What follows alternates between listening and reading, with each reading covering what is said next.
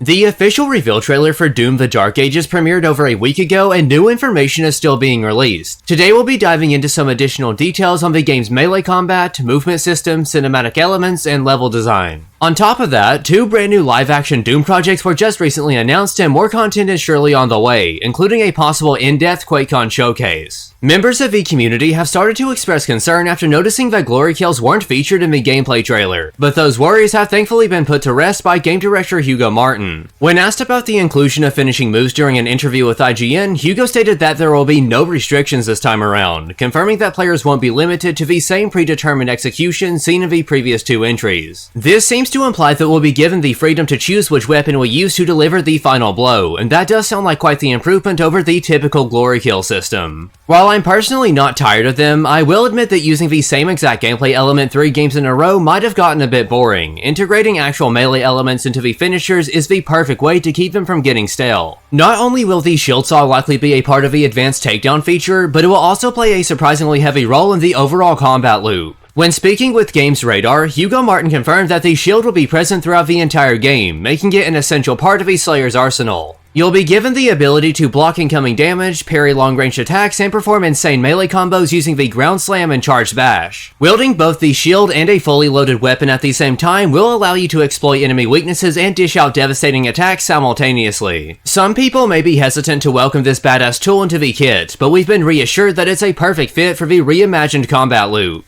Doom: The Dark Ages has been described as a return to form, a true adaptation of the classic formula with a modern twist that all generations of fans will fall in love with. The team over at id Software is encouraged to replay the original 3 games at the start of every dev cycle, and it was during these playthroughs that Hugo realized how 2016 and Eternal completely missed the mark in some areas. The horizontal nature of the original games meant that you were constantly ducking and weaving through a sea of hard-hitting projectiles while trying to stay focused on laying down heavy fire, and that incredibly simplistic yet undeniably addictive gameplay loop is what inspired them to shake things up. We couldn't go any higher in the air than Doom Eternal. That was a great experience, but we want each game to stand on its own. We'll be introduced to flatter, denser combat arenas set across environments that are supposedly more ecologically diverse than anything we've seen before. Eternal had a large variety of mission themes that always felt unique even when returning to a world you had already visited, so I'm very interested in seeing if Dark Ages will be able to surpass that level of range. Instead of taking on waves of enemies, players will go up against huge armies of demons pulled out of the biggest beast roster the franchise has ever seen. There's almost no limit to the amount of creatures that can be featured on screen at one time. Strafing to aim has made its full return due to the sheer size of battlefields and the insane number of AI you'll be going up against. They seem to be taking full advantage of the next generation hardware. Speaking of the technology behind the game, Digital Foundry, an awesome channel that has previously released several exclusive Doom tech breakdowns, has just dropped their full analysis of the reveal trailer, and it had some pretty cool information. Various frame rate stutters and visual issues suggest that what was shown in the trailer is legitimate real-time footage that was captured in-game, even during the zoomed-out environmental shots. It feels great to know that Dark Ages really does look this stunning. We're finally at a point in gaming where the finished product can look just as good, if not better, than the initial reveal trailers. During their slowed graphical breakdown, I was able to spot 2 noteworthy details that I hadn't seen anyone point out before, the first being some Sentinel engravings on the accelerator.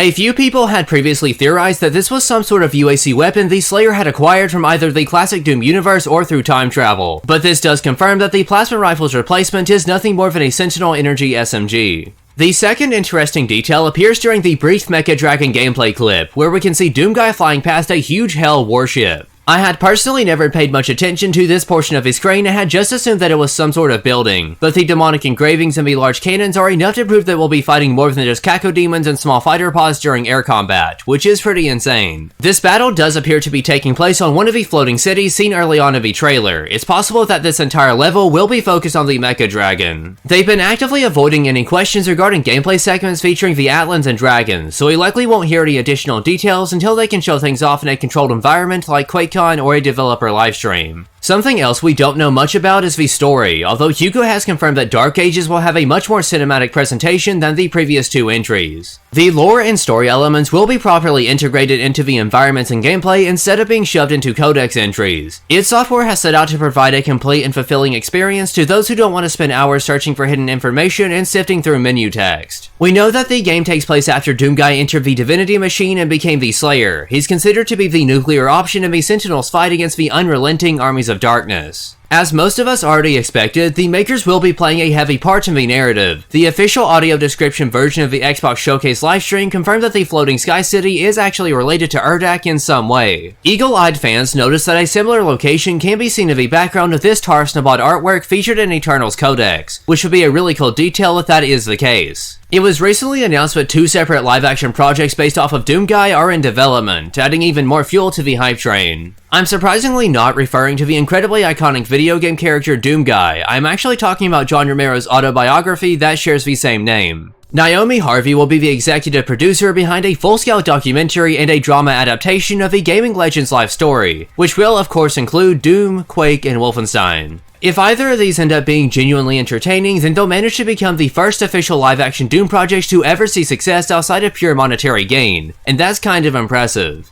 Tons of additional Dark Ages information has already been revealed. Click on the video that's on screen now to learn more. Thank you all so much for watching today's video, I hope you enjoyed it. That's pretty much all that I have for now though. Until next time.